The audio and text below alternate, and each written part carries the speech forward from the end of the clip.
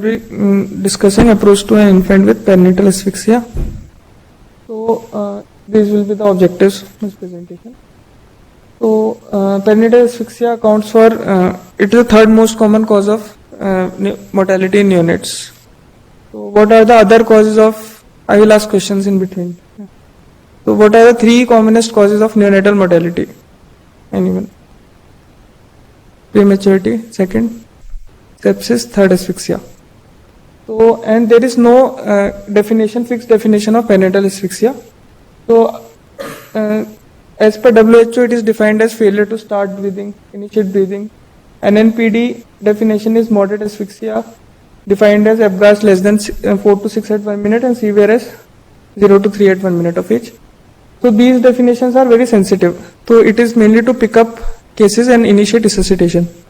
And there is a specific definition, this given by AAP and ACOG, and it must include all the following: profound acidosis, persistence of F-gas less than 3 for 5 minutes, neonatal neurological sequelae, and multi-organ dysfunction. So all these must be present to classify as asphyxia. So this is mainly for starting of therapeutic hypothermia. This definition has been given for that. So it is for severe asphyxia, not for moderate or mild. And etiology most commonly it occurs due to a sentinel event during intrapartum period. Like there can be cord prolapse, abruption. And so what are the different organs that can be, so what is the commonest organ that is involved in birth asphyxia? Kidney. So kidney, it occurs, kidney dysfunction occurs in 50% of cases. And which is more common, oliguric AKI or non-oliguric AKI? And why it is important, oliguric versus non-oliguric AKI? Because long-term outcomes in oliguric AKI is far worse than non-oliguric AKI. So this is important. And apart from that, patients can have hematuria and acute tubular necrosis. CNS dysfunction is most important is CNS dysfunction, because this can lead to permanent neurological sequelae, and it can occur in the form of HIE, seizures, and intracranial hemorrhage. So what is diving reflex?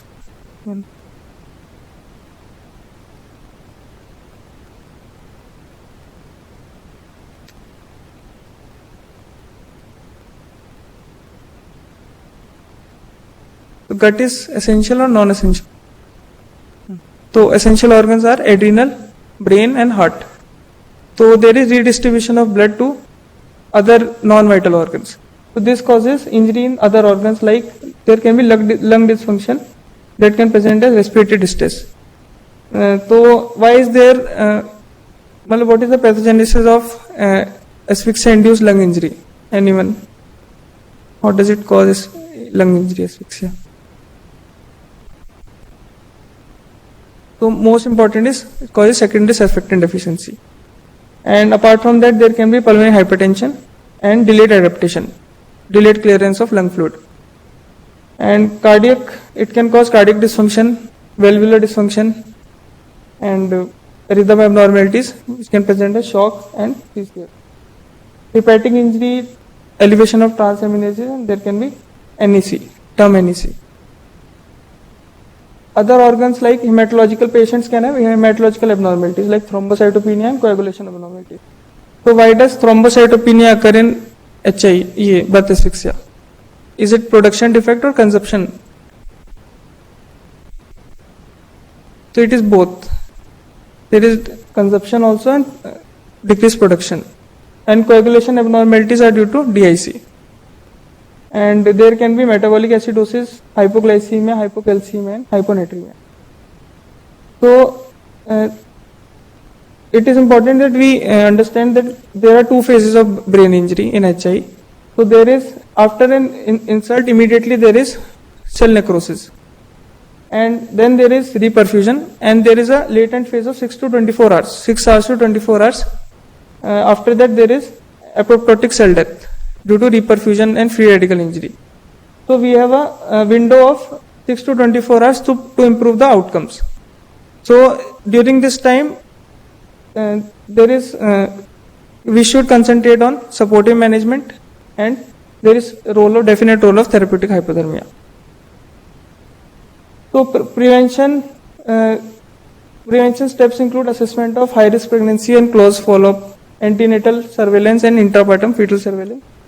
Then delivery room management is important. We should anticipate high risk deliveries. Every delivery should be considered as high risk, and we should be prepared. We should check equipments, and then we follow the NRP protocol, and then post resuscitation management is equally important. So most important is once asphyxia has occurred. So to prevent secondary energy failure, we have to give a good supportive management to the baby. So most important is first is temperature. So it is commonly seen that baby suffers from asphyxia and baby is lying on the resuscitation cot with warmer turned on, manual mode, 100% heat output, and this causes hyperthermia, and hyperthermia is very dangerous for babies with asphyxia. So it is important that we put the baby on servo mode. And then airway, there can be airway compromise, apnea, gasping, then baby will require intubation. Saturation should be closely monitored, and target saturation should be kept between, if the baby is on respiratory support, 90 to 95%. We should avoid both hyperoxia and hypoxia. So commonly baby's oxygen is turned on to 100% during resuscitation and we forget to bring it down. And hyperoxia is equally dangerous like hypoxia. It causes further free radical damage.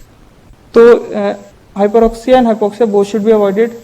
Both hypercarbia and hypocarbia should be avoided. So what will happen if the baby has low CO2s? Asphyxia babies. Prithvi. Low CO2, if a baby with asphyxia has low CO2 values,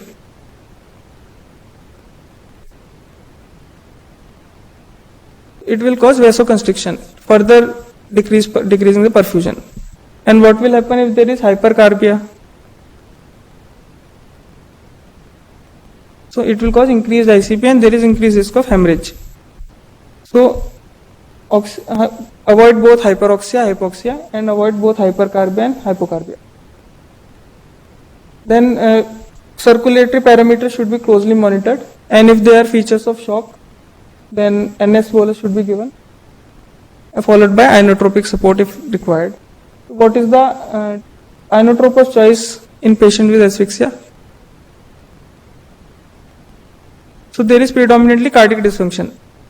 So dobutamine is the preferred agent, and if there is hypertension, then we should start dopamine. And echocardiography is helpful to look for cardiac dysfunction.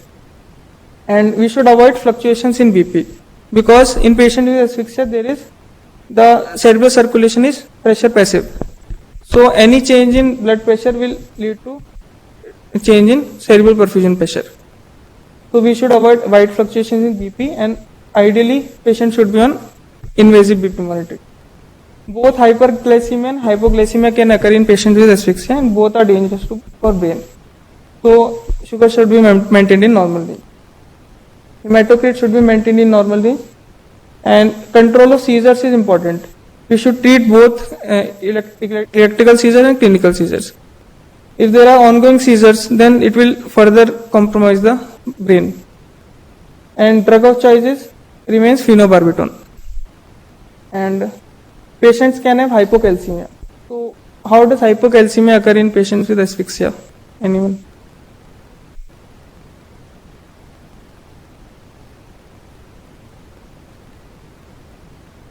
Alkalosis causes hypocalcemia.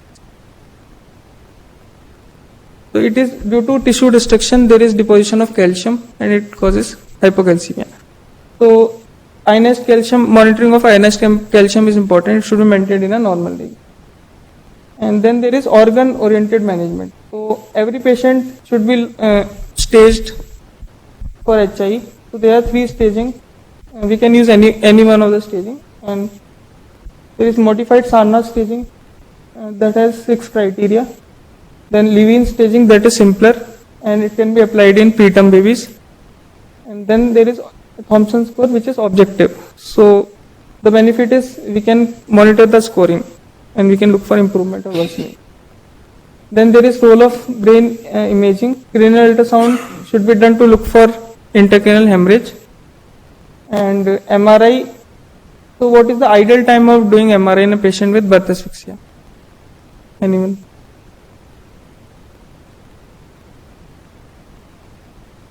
So it should be done after 7 days so that we can look at the full extent of injury. And DWI imaging will show abnormalities within 24 to 48 hours. So on imaging we can see various patterns. So in patient with acute total asphyxia, there will be injury to the metabolically active areas of the brain, like brainstem, thalamus and basal ganglia. And if the patient has prolonged partial episodes of asphyxia, then there will be sparing of these vital, because brainstem and these deep gray matter is more vital. So there will be sparing and distribution of blood flow to these organs. So there will be cortical damage, and there can be watershed infarcts. And however, in most cases there will be a mixed picture, and because there is often a combination of prolonged partial asphyxia followed by a terminal acute event. Then what is the role of EEG? Is it mandatory that all the patients should have EEG monitoring? So it is not mandatory, but it is helpful because first is it can help in deciding whether the baby needs therapeutic hypothermia or not. So some centers use EEG, and if it is showing moderate or severely abnormal background activity, then patient will qualify for therapeutic hypothermia. Other role is for prognosticating the patients. So there are various prognostic factors, like if there is at 6 hours and 24 hours EEG, if there is severely abnormal low voltage, and apart from that, recovery time to the normal activity. So if the patient has recovered at 24 hours and he was having abnormal EEG at 6 hours of life, then he will have a better chance of good outcome. And if the patient develops sleep-wake cycles within 48 hours, then it is a good prognostic marker. Apart from that, seizures. There can be electrical seizures, and patient may not have clinical seizures. So for that, EEG is important, and it is important that we control even the electrical seizures. So all the seizures should be treated. Then is therapeutic hypothermia. So it is the only convincingly proven postnatal intervention in reducing mortality and neurodevelopment morbidity in patients with moderate to severe asphyxia. And Cochrane review has showed that it reduced the combined outcome of mortality and major neurological disability by 24%. So what is therapeutic hypothermia? In therapeutic hypothermia, we lower the temperatures of the deep brain structures, is basal ganglia, to 30 to 34 degrees Celsius. It can be done by selective head cooling or whole body cooling. So selective head cooling is not practiced now, and centers use whole body cooling. And proposed mechanism, it decreases the metabolic rate and decreases excitatory transmitter release. And equipments, so for selective head cooling, Olympic cooled cap system used to be used, and now we are using whole body cooling, and in our unit we use Picothum Neo. Other option is Mira Cradle, that's shown in the second picture. So it is a low cost device. So Mira Cradle, in Picothum Neo, there is a sheet that is filled with coolant liquid, and baby is wrapped around in that sheet, and cooling is done. In low cost device like Mira Cradle, there is phase change material. So that has a specific melting point, and then it absorbs the heat and it converts it straight from solid to liquid. How it works. So what are the eligibility criteria for therapeutic hypothermia? Ajay?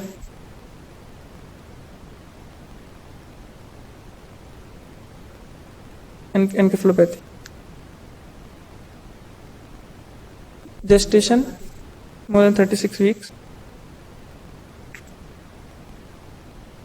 should be started within 6 hours. Weight.